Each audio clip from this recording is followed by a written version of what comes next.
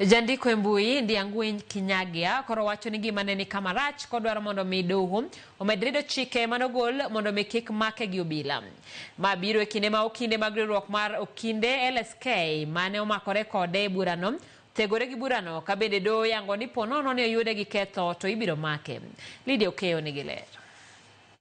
Banka ne othinyore e doho dwe mokalo bang' lal kuom kinde e wi mano mane wachore ni ne ondhiye kendo ne olal kode gi obila kaluwore gi andika mane oketo e mbui mane chiwo chenro mar ng'anyo mar rawere mag Gen Z mane owinjo chopgi nyaka e kar jot ma jatend piny Ndiangui Kinyagia ne ochopo e doho kawuono bang' ka nochwal burano mbele. Kata kamano, ataro mar chieng' mane ochopo e doho bang' lal kama ne oluwore gi okinde modhuro, Kinyagia kawuono no wuoyo kende owuon e doho ka okwodo mondo mi orid chik mane ogol mane mono obila make ka oywak ni ngimane ni kama rach.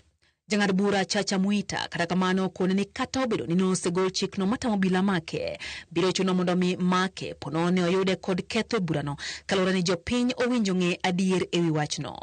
Doho miye ndalo 14 mar ndiko ripot e wi gino mane otimore kinde mane olal mane wachore ni ne ondhiye ka bende onyise mondo mi omanyo kinde mabiro wuoye loe bang' okinde mag riwruok mar okinde mar LSK tegore gi burano.